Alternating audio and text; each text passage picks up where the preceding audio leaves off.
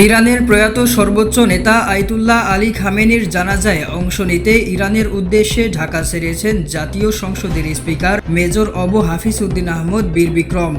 আজ বৃহস্পতিবার 2 জুলাই সকাল 7:30টায় তিনি ঢাকার হযরত শাহজালাল আন্তর্জাতিক বিমানবন্দর থেকে তেহরানের উদ্দেশ্যে যাত্রা শুরু করেন।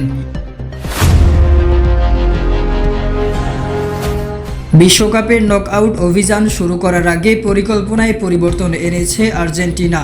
কেপ ভার্দের বিপক্ষে রাউন্ড অব 32-এর ম্যাচের আগে বুধবার কানসাসে শেষ অনুশীলন করবে লিওনেল স্কলোনির দল। এরপর বিকেলে মায়ামির উদ্দেশ্যে রওনা হবে বিশ্ব চ্যাম্পিয়নরা।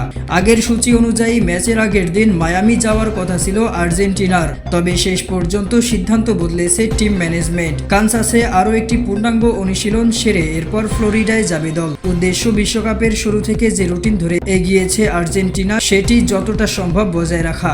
বুধবারের অনুশীলন হবে রুদ্ধশ্বাস। আর্জেন্টিনা সময় দুপুর 1টায় সেশন শুরু হওয়ার কথা। এই অনুশীলনই স্কলোনির জন্য সবচেয়ে গুরুত্বপূর্ণ হতে পারে, কারণ কেপ ভার্দের বিপক্ষে একাদশ নিয়ে এখনও কয়েকটি প্রশ্নের উত্তর মেলেনি।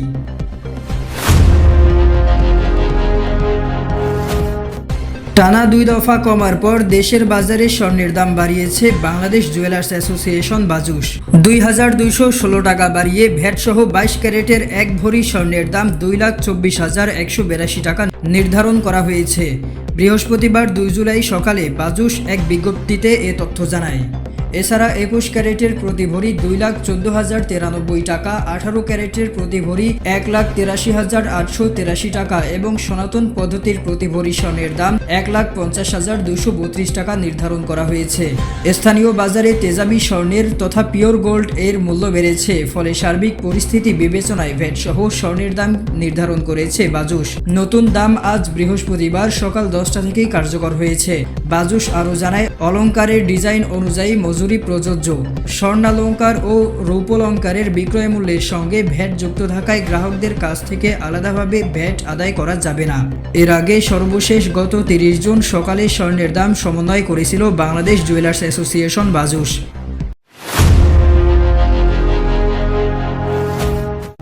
ইইউতে পোশাক রপ্তানি $640 মিলিয়ন কমেছে। চলতি অর্থবছরের জুলাই থেকে মে সময়ে ইউরোপীয় ইউনিয়নে বাংলাদেশের পোশাক রপ্তানি হয়েছে $17.36 বিলিয়ন, যা আগের অর্থবছরের একই সময়ের তুলনায় $640 মিলিয়ন কম। রপ্তানি উন্নয়ন ব্যুরোর তথ্য অনুযায়ী 2025-26 অর্থবছরে প্রথম 11 মাসে বাংলাদেশ থেকে ইউরোপীয় ইউনিয়নে পোশাক রপ্তানি কমেছে। মে মাসে শক্তিশালী পুনরুদ্ধার লক্ষণ দেখা দিলেও মোট হিসাব করলে এই বাজারে চাহিদা কমে যাওয়ার ইঙ্গিত পাওয়া যাচ্ছে।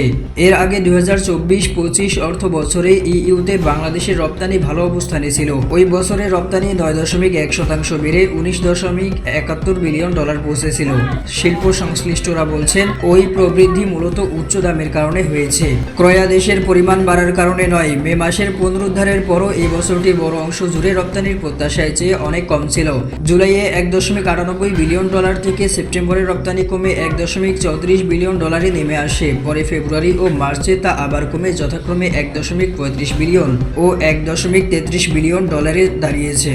রপ্তানি উন্নয়ন ব্যুরোর পরিচালক আলমগীর হোসেন বলেছেন, অর্থবছরের শুরুর মাসগুলোতে রপ্তানির পতন বেশি ছিল, তবে সাম্প্রতিক তথ্য ধীরে ধীরে পুনরুদ্ধারের ইঙ্গিত দিচ্ছে। সাম্প্রতিক মাসগুলোতে ইইউ বাজারে উন্নতির লক্ষণ দেখা যাচ্ছে। চাহিদা পরিস্থিতি স্থিতিশীল থাকলে অর্থবছর বাকি সময়েও এই ইতিবাচক ধারা অব্যাহত থাকবে বলে তিনি আশা প্রকাশ করেছেন। এপ্রিলের $316.2 মিলিয়ন থেকে মে মাসে জার্মানিতে রপ্তানি বেড়ে $409.3 মিলিয়ন দাঁড়িয়েছে।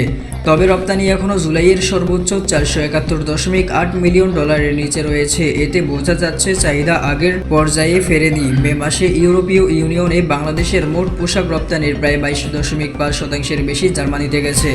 স্পেন দ্বিতীয় বৃহত্তম গন্তব্য হিসেবে অবস্থান ধরে রেখেছে। মে মাসে দেশটিতে $300.1 মিলিয়ন পোশাক রপ্তানি হয়েছে, যা এপ্রিলের $285.5 মিলিয়ন তুলনায় কিছুটা বেশি।